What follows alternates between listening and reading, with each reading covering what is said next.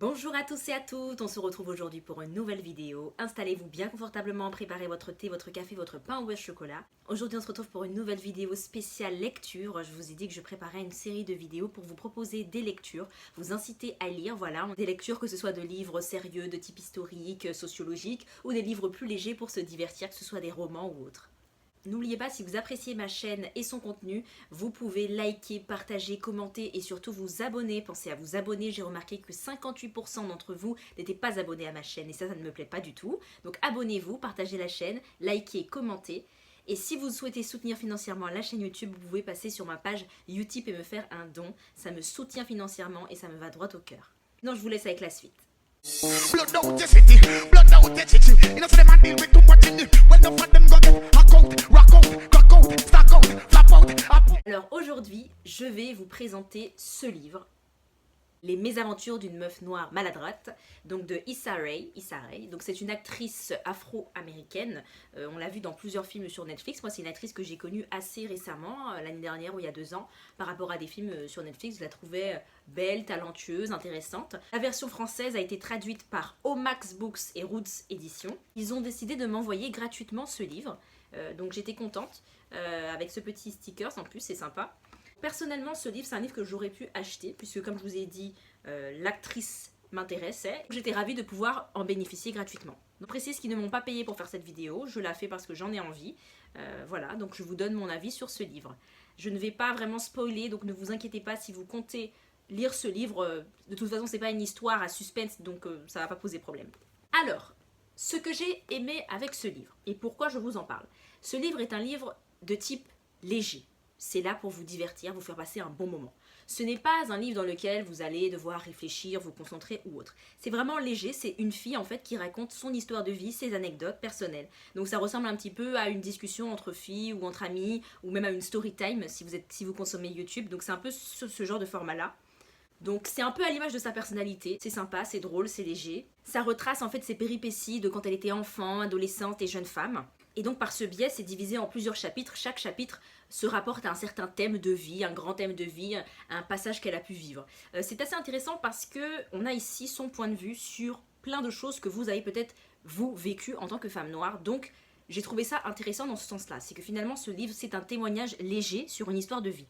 Elle va par exemple aborder le fait d'être une femme noire dans un pays tel que les États-Unis. Elle va aussi aborder, de façon plus ou moins indirecte, le fait d'être une femme. Parler de son rapport au corps, notamment quand elle était adolescente, son rapport à son poids par exemple. Un passage que beaucoup de jeunes femmes vivent. Voilà, se trouver trop grosse, avoir une certaine dysmorphophobie, c'est-à-dire ne pas se voir réellement comme on est. Avec toutes les injonctions qu'on a autour de nous, autour du poids, etc. Parler aussi du fait d'être noire, elle va parler aussi du rapport aux cheveux, le rapport aux cheveux naturels, mais aussi le rapport aux cheveux, que ce soit défrisés ou coiffure avec rajout, etc. Parler aussi de la représentation des noirs, que ce soit au cinéma, dans le spectacle ou dans les publicités, donc comment elle l'a vécu en tant qu'enfant, en tant qu'adolescente, les anecdotes qu'elle a par rapport à ça. On va parler aussi, il y a un chapitre sur son rapport avec les autres noirs, et d'ailleurs elle va faire une certaine catégorisation de certains noirs, sous le ton de l'humour. Faut vraiment comprendre que tout le livre est vraiment sous le ton de l'humour, faut pas prendre ça au pied de la lettre, au premier degré, comme un essai sociologique, voilà, un manuel de survie. C'est vraiment sur le ton de l'humour, vous pouvez peut-être vous reconnaître dans certains passages. Ce chapitre-là, c'est un chapitre qui s'appelle « Se rapprocher des autres noirs ». Je trouve ça assez intéressant. Elle catégorise selon différents types de noirs et comment réagir avec eux. Donc c'est une catégorisation très personnelle, mais qui est intéressante, que j'aurais aimé peut-être être un peu plus poussée, mais ce n'est pas le but de ce livre. Voilà, il ne faut pas non plus chercher des attentes qui ne sont pas le but même du livre. Il y a un passage très intéressant, c'est le passage, un chapitre qui s'appelle « La hiérarchie capillaire ». Et donc là, effectivement, elle va parler du rapport aux cheveux crépus. Donc en fait, elle va parler du colorisme, sans vraiment en parler de façon sociologique, théorique, etc., mais vraiment dans son vécu de jeune femme noire. Alors, il faut savoir que moi, je suis quelqu'un de très engagé sur les questions militantes, etc., donc je me suis beaucoup documentée sur le colorisme, je sais ce que c'est, etc., mais c'est quelque chose que je n'ai pas vécu et que je ne vivrai jamais parce que je suis claire de peau, que j'ai les cheveux bouclés, etc. Donc c'est toujours intéressant d'avoir le témoignage d'une personne qui vit le colorisme, parce qu'elle est foncée de peau ou parce qu'elle a les cheveux crépus. Maintenant, Si vous attendez un discours argumenté sur le colorisme avec des exemples et toute une politique, toute une science militante, c'est pas ça que vous allez trouver dans ce livre. Là, c'est vraiment juste une jeune femme qui vous partage avec légèreté ce qu'elle a pu vivre, son passage de personne qui n'assumait pas ses cheveux à enfin une personne qui assume ses cheveux, sous un ton léger et rapide. C'est un chapitre assez rapide, voilà. Donc ne vous attendez pas à quelque chose de très approfondi. Maintenant, je trouve que c'est bien aussi de prendre le temps d'écouter ce genre de témoignages et de ne pas chercher toujours à mettre de la science, à mettre du militantisme, à mettre de la politique dans tout. Parfois, il faut juste, en fait, écouter l'autre. C'est un petit peu comme quand une amie vient se confier à vous, elle n'a pas forcément envie que vous partiez dans des grandes croisades politiques pour vous dire « Mais de toute façon, le colonialisme, la dictature, nanana, le capillaire, le colorisme... » Des fois, il faut juste fermer sa bouche et écouter ce que ton amie a à dire, rigoler avec elle, pleurer avec elle. Et c'est un petit peu ça le but du livre, je pense. Le livre est quand même très américano-centré. Hein. On est sur une fille qui a grandi aux États-Unis, donc voilà, à préciser. Donc sur le fond du livre, c'est ça que vous allez retrouver. Elle ne parle pas au nom des Noirs, elle ne parle pas au nom des femmes, elle ne parle qu'en son nom, elle raconte juste sa vie en fait. Donc il ne faut pas chercher plus que là. Et c'est sympa à lire, voilà. Au niveau du style d'écriture, c'est un style très oral.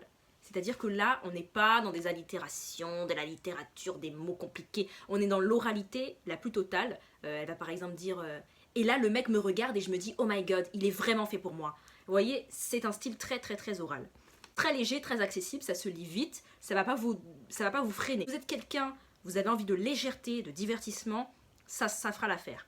Si vous cherchez quelque chose de théorique, de structuré, etc., ça va pas vous correspondre. Ça dépend, c'est un certain mood. C'est bien pour lire par exemple avant de dormir ou dans un bar, dans les transports ou même à la plage. Voilà. Fait penser un petit peu à une story time en fait. C'est une story time écrite. Une très longue story time écrite. Moi à titre personnel, c'est pas le genre de livre que j'ai l'habitude de lire au final. En tout cas plus trop maintenant j'avoue. Donc ça m'a fait un peu bizarre de me replonger dans une certaine légèreté. Ça m'a fait du bien dans un sens.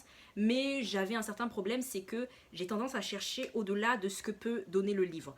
C'est-à-dire que parfois je lisais un passage, je me disais « Ah mais ça c'est intéressant, oui mais continue, explique, développe, Et je me disais « Ah non, là en fait on reste trop dans le superficiel. » Et après je me rappelais, en fait c'est pas le but du livre. Le but du livre c'est pas de faire un plaidoyer contre le colorisme, de faire un plaidoyer contre le régime et la minceur, le culte de la minceur, c'est pas le but. Là c'est juste une fille qui raconte sa vie. Donc il faut accepter que c'est ça le but du livre et ne pas avoir des attentes au-delà de ce que le livre et ne pas avoir des attentes qui ne correspondent pas à ce qu'a voulu faire l'auteur. L'auteur n'est pas là pour nous satisfaire, l'auteur fait ce qu'elle nous propose quelque chose et c'est à nous de nous adapter. Voilà, et donc ça, c'est quelque chose qu'il faut que vous ayez en tête. On est vraiment sur de l'anecdote, de l'humour, du léger. Moi, mon seul truc, c'est que parfois j'étais un peu frustrée, je me disais, mais là, j'aurais aimé qu'elle détaille plus sur ce rapport-là. Et d'autres fois, par contre, au contraire, je trouvais qu'il y avait trop de détails sur des choses que je trouvais pas intéressantes. Mais ça, c'est mon avis. Je vais vous lire un extrait pour que vous voyez un petit peu le style d'écriture. Voilà. Après la fac, j'ai déménagé à New York et j'ai commencé à porter des tissages. C'était comme si je trichais. Je pouvais atteindre le niveau suprême de la hiérarchie capillaire tout en gardant mes cheveux naturels cachés en dessous. Pourtant, la différence de traitement grâce à mes nouveaux cheveux était incroyable. Des mecs qui n'avaient et n'auraient jamais osé m'adresser la parole avant étaient soudainement plus attentifs, et certaines meufs voulaient devenir amies. Porter un tissage m'a même donné envie de m'habiller différemment et d'avoir plus confiance en moi. Toutefois, le manque de respect envers mes cheveux crépus était flagrant. Quand je suis retournée habiter à Los Angeles et que j'ai recommencé à traîner avec mes amies, elles aussi étaient épatées par mon nouveau look sorti de New York. « Meuf, t'es fraîche !» Même mon petit frère, qui avait détesté mes locks, m'a fait un compliment, le tout premier. « Waouh, ta coupe te va super bien !» m'a-t-il dit en m'ouvrant la porte. Un simple changement de style était en train de changer ma vie sociale et m'ouvrait tout type de portes précédemment closes. J'ai commencé à kiffer la vie que je détestais avant. Donc ça, c'est un passage intéressant. J'aurais aimé l'accueillir, il y a une réflexion plus... Mais en fait, c'est moi et mes problèmes mentaux. À un moment donné, il faut juste comprendre que là, l'auteur, elle te donne quelque chose. Tu attrapes la chose. Et après, toi, tu fais tes débats dans ta tête si tu veux. Ça, c'est mon problème de lectrice. Hein. Mais le livre correspond à ce qu'il vend. Des anecdotes de filles noires maladroites.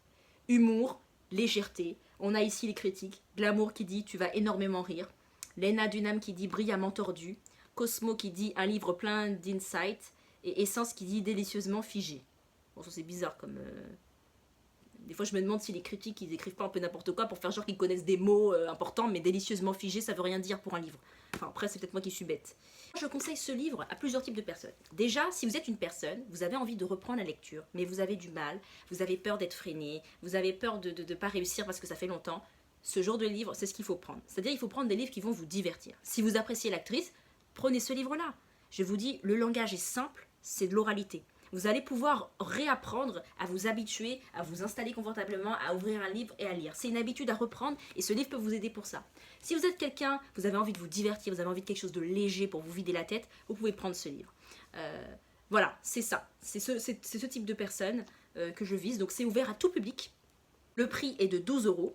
Donc 12 € pour un livre, ça va, c'est pas trop cher. C'est un prix plutôt pas cher. Après, c'est une personne assez connue, donc c'est pour ça aussi que ça coûte 12 €. Ça aurait pu coûter... Si c'était une personne qui n'était pas connue, ça aurait coûté un peu moins. C'est quand même assez gros. Hein. Ça fait 272 pages, donc c'est quand même un gros livre. Après, c'est écrit assez gros, hein. C'est pas... Voilà. Et ça se lit rapidement, ça se lit rapidement, ça ne va pas vous prendre la tête, et surtout les chapitres ne se suivent pas, c'est-à-dire qu'il n'y a pas une chronologie, voilà. Si un chapitre qui vous intéresse pas, vous pouvez ne pas le lire en fait, c'est pas... Ça n'a pas vraiment ils sont pas interdépendants. Je remercie Au Max Book de m'avoir proposé ce livre. Ils m'ont juste contacté, ils m'ont dit voilà, on a traduit ce livre, est-ce que ça t'intéresse de le recevoir gratuitement? Voilà, c'est tout. Ils m'ont pas dit tu fais ça, j'ai fait ce que je veux. Donc voilà, vous avez mon avis sur ce livre, vous avez aussi un petit marque-page avec. Donc voilà, je ne vous invite pas à l'acheter si ça vous intéresse pas, mais si ça vous intéresse, vous en avez mon avis.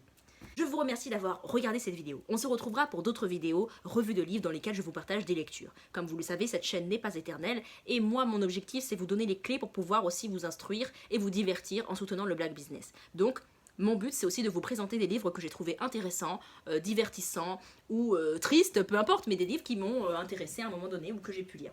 Voilà, je vous embrasse et n'oubliez pas que si vous appréciez la chaîne, vous pouvez liker, partager, commenter et surtout vous abonner, c'est très important. Et n'hésitez pas à passer sur ma page Utip pour pouvoir me faire un don, ça me soutient financièrement. Vous pouvez faire un don ponctuel, hop, vous donnez 2 €, ou un don mensuel, et là par exemple tous les mois vous me versez 2 € par paiement automatique. C'est comme vous le souhaitez, c'est un peu comme Netflix, si vous souhaitez me rémunérer tous les mois, ça soutient mon contenu et c'est comme vous voulez mais il n'y a pas d'obligation. Je vous embrasse, au revoir.